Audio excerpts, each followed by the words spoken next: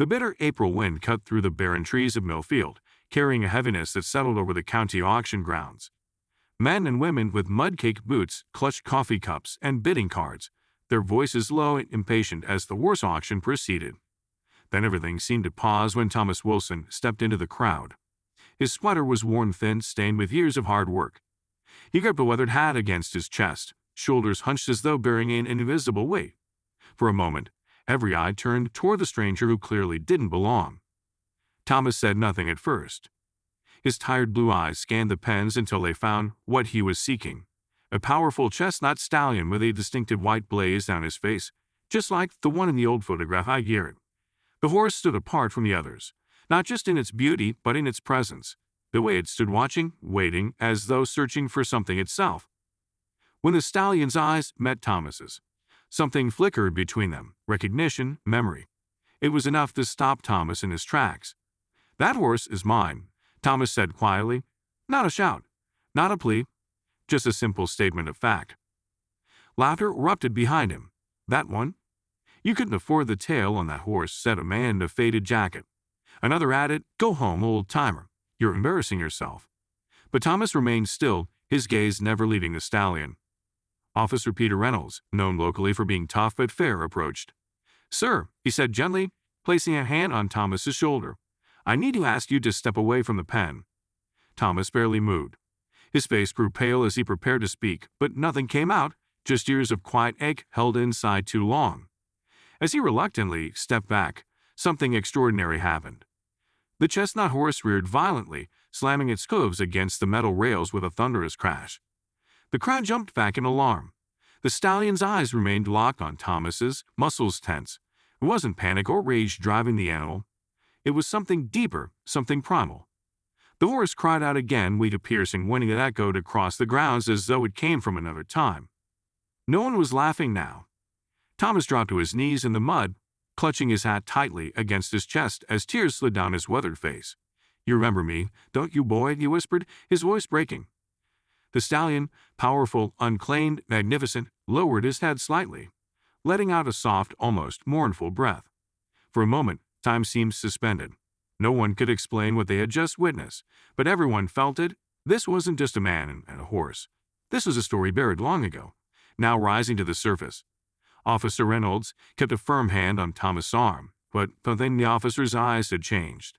He wasn't seeing a trespasser anymore, but a man's dinner illumined by something real, a truth too raw to mock.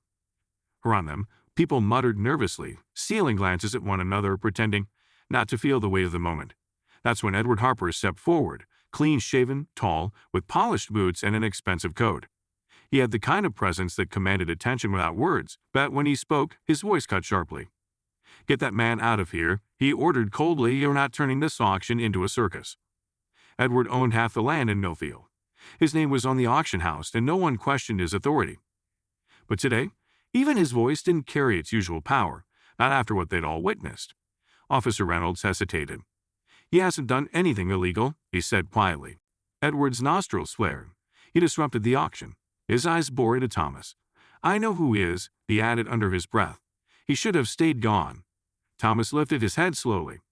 The name Harper rang through his chest like a bitter bell. The stallion had settled down but kept his ears pointed toward Thomas. One of the older ranchers leaned toward a younger man and whispered about a story, something about a fire and a horse farm that had shut down years ago. Thomas rose slowly, wiped his hands on his sweater, and gazed at the horse. "His name isn't Lot 22, he said softly.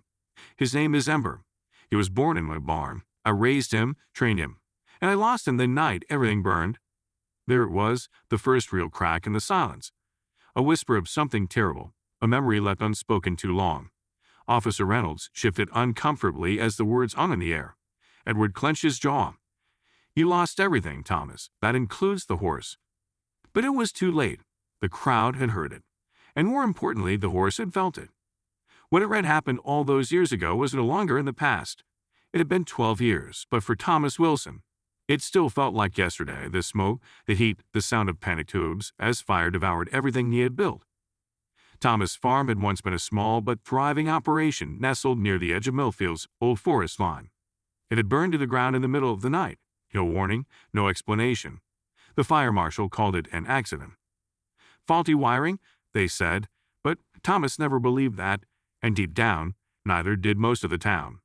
They remembered the whispers of how Thomas had refused to sell his land to Edward Harper, who was aggressively buying up every ranch on that stretch of county road. Thomas had stood his ground, proud and stubborn, and too poor to fight a man like Harper in court, too honest to play dirty games. A month after Thomas's final refusal, the fire came. The barn went first, then the stables. Thomas managed to save a few horses, but not Ember, who was just a foal then, trapped, terrified, and silent. Thomas had gone into the flames after him. They found him unconscious, badly burned, clutching a charred piece of rope. No one expected him to survive, but he did. He woke up in a hospital 3 days later with burns on his arms, lungs full of smoke, and nothing left, no home, no land, and no sign of Ember. He was told the foal didn't make it, though no remains were ever found. No one questioned it. No one looked deeper. Now standing just feet from the grown stallion with the same white blaze, Thomas wasn't just feeling hope. He was remembering how Ember used to nuzzle into his chest as a foal, how he would stomp twice for a treat, how he would tilt his head when Thomas sang old country songs. And as Thomas whispered the first few lines now, the horse shifted gently as if recognizing the tune. It wasn't just memory. It was proof. Ember had survived, but how had he ended up here? Under Harper's control. Thomas straightened his back. His knees ached, and his sweater clung to him with the weight of damp shame and long-buried anger. He turned to Officer Reynolds. That horse isn't property. He's family, and I'm not leaving until someone hears me out. The officer didn't respond immediately, but he didn't pull Thomas away either. Around them, people were no longer mocking. They were watching, listening, because deep down they knew that some ghosts returned with fire in their hearts. Thomas turned to face Edward Harper, his voice low, but the words weren't a question, they were an accusation. Harper scoffed, forcing a hollow smirk as he straightened his coat. You're confused, old man. You've had a rough morning. Might be time to sit this one out before you embarrass yourself further. But there was tension in Harper's jaw, of liquor in his eyes. For a man claiming indifference, he looked awfully uncomfortable. Officer Reynolds stood between them, one hand resting on his belt, the other hovering near his radio.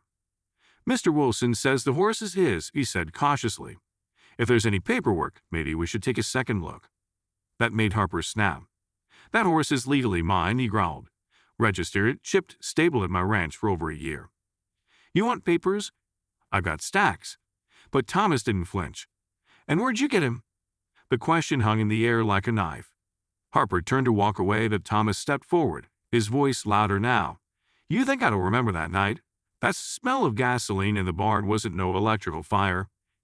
You burned my land, Edward, and you took him. The words hit the crowd like thunder. A couple of older men exchanged wide-eyed glances. A woman gasped, and Officer Reynolds froze. This wasn't just about a horse anymore, it was about a crime no one had dared speak of for over a decade. I can't let you make accusations like that without proof, Reynolds said, though even he sounded uncertain. Harper spun back, the smug mask gone.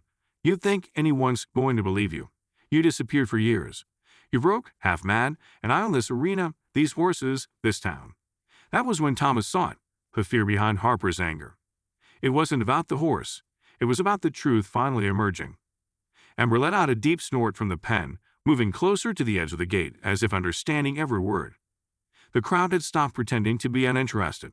Phones came out, cameras started recording, and Officer Reynolds, still standing between the men, knew he faced a choice that would change everything.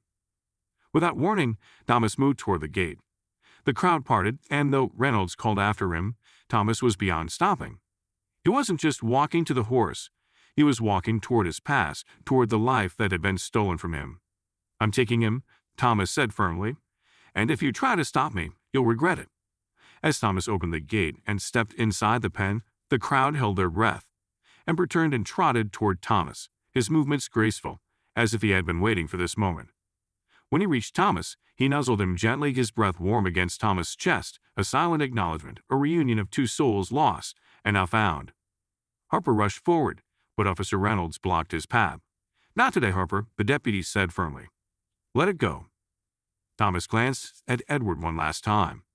This is over, he said quietly. The weight of his words hung in the air as the crowd erupted into a mix of disbelief and quiet approval. For the first time in over a decade, Thomas Wilson felt like he could breathe again. Ember stood at his side, calm now as if the years of separation had melted away. Around them, the crowd had shifted, no longer hostile or skeptical, just quiet, watchful. Some people clapped softly. Others looked away, ashamed they hadn't seen the truth sooner.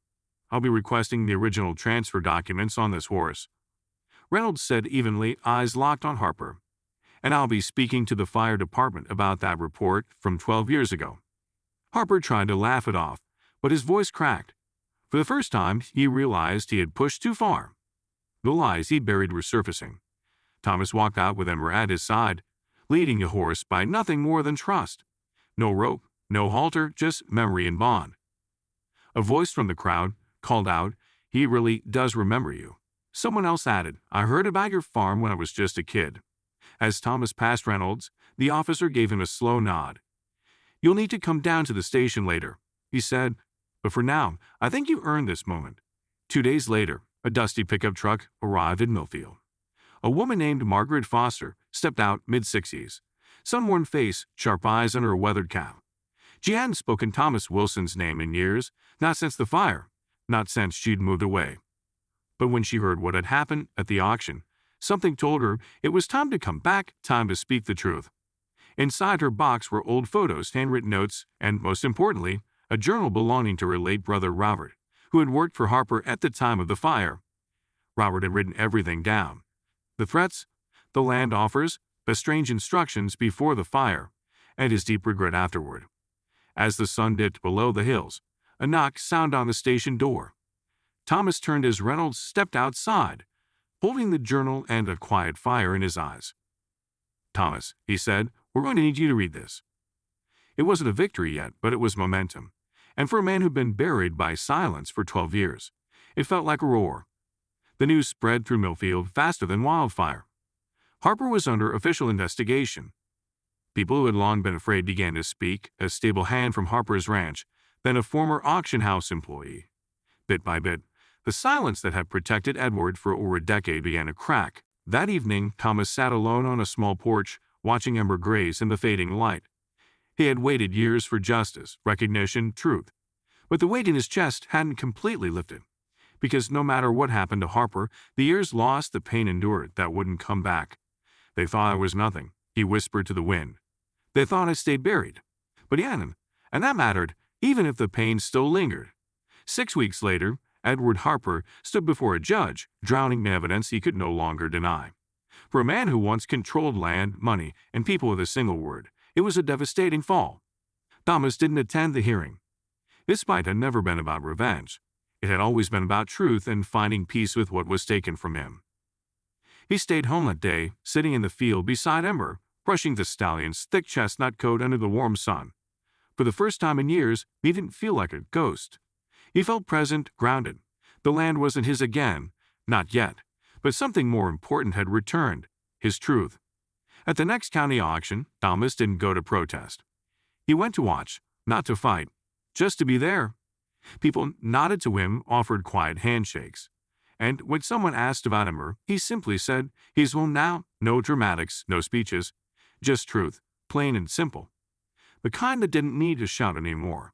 As the sun set behind the distant hills, Thomas walked back toward his borrowed land, Ember trotting beside him. And though the scars of the past would always remain, they no longer defined him. He had survived. He had been seen, and in a world that once tried to forget him, Thomas Wilson had finally remembered who he was. That was justice,